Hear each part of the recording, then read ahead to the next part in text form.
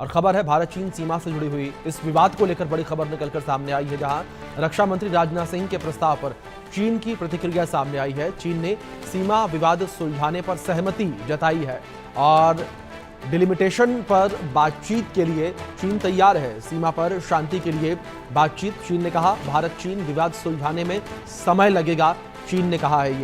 ये बड़ी खबर निकलकर सामने आ रही है। भारत चीन जो सीमा विवाद है उसको लेकर चीन की प्रतिक्रिया सामने आई है और रक्षा मंत्री राजनाथ सिंह के प्रस्ताव पर चीन की प्रतिक्रिया सामने आई और बातचीत के लिए अब चीन तैयार है।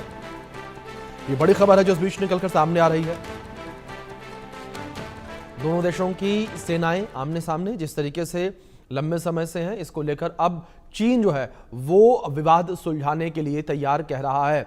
और भारत चीन विवाद को लेकर बात की जाए तो सैनिकों के बीच हिंसक झड़प जो है वो ना देखने को मिली और साथ ही साथ जिस तरीके से भारत के 20 सैनिक शहीद हुए थे इस झड़प में, उसको लेकर भी काफ़ी तनाव की स्थिति जो है वो देश में भी देखने को मिली थी। साल 2017 में डोकलाम में विवाद देखने को मिला, तो कई ऐसे विवाद के पल जो हैं वो देखने को मिले। 2022 में अरुणाचल के तवांग में झड़प जो है वो चीनी सैनिकों के साथ भारतीय सैनिकों की हुई थी। दोनों देशों की सेनाएं आमने सामने हैं। इसी बीच अधिक जानकारियों के साथ हमारे सहयोगी आदित्य वधावन जुड़ गए हैं, रुक करेंगे उनका अपडेट्स के लिए।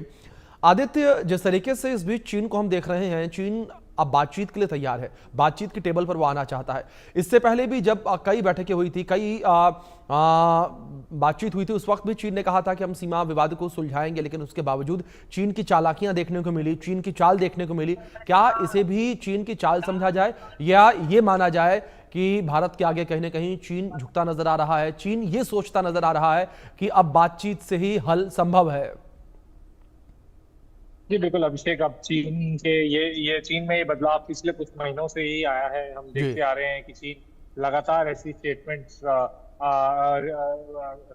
दे रहा है कि हम भारत के साथ अच्छे रिश्ते चाहते हैं, ट्रेड बढ़ाना चाहते हैं, बॉर्डर डिस्प्यूट्स को जो है ठीक करना चाहते हैं। अभी हाल ही में पिछले कुछ बीते इस साल में, इसी साल जब शुरुआत में जब अजीत डोभाल जब जी। चीन गए तो उसने कैलाश मानसरोवर की यात्रा भी खोल दी। तो कहीं ना कहीं अब चीन को भी समझ में आ रहा है कि भारत भी एक विश्व पावर है, ग्लोबल पावर है, तो इससे जो है बॉर्डर डिस्प्यूट्स जो है अपनी सॉल्व करना चाह रहा है। और अभी जो क्वाड फॉरेन मिनिस्ट्रियल मीटिंग्स है उसमें क्वाड का जो बढ़ता जो इन्फ्लुएंस है इंडो पैसिफिक रीजन में, उस वजह से भी चीन कहीं ना कहीं अब थोड़ा सा लाइन पे आता हुआ दिख रहा है। अगर भारत के साथ सीमा का इशू माने, लेकिन फिर भी हमने देखा है पिछले कुछ सालों में किस तरीके से चीन ने जो है काफी सारे अपने नेवल बेसिस बना लिए हैं इंडियन ओशन में, जो कि एक कंसर्निंग डेवलपमेंट है। लेकिन उसी के चलते उसको काउंटर करने के लिए अभी जो क्वाड विलिंगटन जो डायलॉग के अंदर जो यूएस कोस्ट पर जो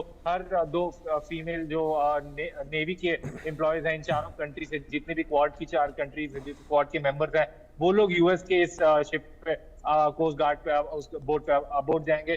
तो कहीं ना जी। कहीं हम देख सकते हैं कि एक तरीके से क्वाड का प्रेशर भी अब चीन पर आता हुआ दिख रहा है जी। कि क्वाड क्योंकि ओपनली अब और एक्टिवली इंडो पैसिफिक पे ध्यान दे रहा है। तो कहीं ना कहीं चीन को भी लग रहा है कि यहाँ थोड़ा रुकने की जरूरत है, क्योंकि चीन हम देखते आ रहे हैं कि किस तरीके से चीन जो है दूसरी कंट्रीज के साथ जब सीमा का विवाद आता है तो बुली की तरह बिहेव करता है। तो कहीं ना कहीं हम ऐसा मान सकते हैं कि आने वाले कुछ समय में और चीन की जो मतभेद हैं भारत चीन में, वो उनका समाधान हो सकता है। जी। जी आदित्य, दूसरी ओर जिस तरीके से चीन के ऊपर एक सीधा और करारा प्रहार प्रधानमंत्री नरेंद्र मोदी ने मेक इन इंडिया और मेड इन इंडिया के माध्यम से किया था, क्या उसका भी असर ये कहा जा सकता है? क्योंकि चीन को लेकर बात करें तो चीन को 1,25,000 लाख करोड़ रुपए का जो घाटा है वो रहा, उसका व्यापार है वो भारत में कम हो चुका है। तो क्या चीन को अभी लग रहा है कि अगर इस तरीके से तनातनी रही तो ये घाटा, ये नुकसान हमें हर साल उठाना पड़ेगा? जी बिल्कुल, चीन कहीं ना कहीं अब ये भी सोच रहा है कि ये जो घाटा ट्रेड में आ रहा है चीन को, इसको इससे कहीं ना कहीं उसको नुकसान हो रहा है। और इसी के चलते अब वो देख रहा है, क्योंकि अमेरिका का हम रुख देख ही रहे हैं किस तरह से ट्रम्प पर टैरिफ्स लगाए जा रहे हैं कंट्री पे। और चाइना के साथ हालांकि अमेरिका की ट्रेड डील की बात चल रही है, बट कुछ मटेरियलाइज नहीं हो पा रहा। और कहीं ना कहीं चाइना में इंटरनली भी अभी इकोनॉमिक स्लो डाउन है, कहीं उसके बैंक्स में भी कहीं जो चाइनीज बैंक्स है वहां भी कहीं ना कहीं एक धीमी गिरावट दिख रही है। तो कहीं ना कहीं चीन ये समझ रहा है कि अगर भारत के साथ भी ट्रेड के साथ घाटा हो जाए तो कहीं ना कहीं इसके लिए ठीक नहीं होगा, तो तभी वो ऐसे रिश्तों को मजबूत करने के लिए देख रहा है अभिषेक। जी आदित्य, दूसरी ओर अगर चीनी उद्योग को लेकर बात करें तो पिछले 4 साल में चीनी उद्योग को $15 बिलियन का नुकसान हुआ। और अगर चीनी स्मार्टफोन कंपनियों को लेकर बात करें, जिसकी बाजार में, भारतीय बाजार में जो कह सकते हैं कि शेयर था वो करीब करीब 81% का था, लेकिन एक रिपोर्ट अभी दावा कर रही है कि जब से ये सारी स्थितियां बदली हैं 4 साल में ये मार्केट गिर के करीब 68% पर आ चुका है। यानी कि सीधे तौर पर चीन को ये बड़ा झटका कह सकते हैं।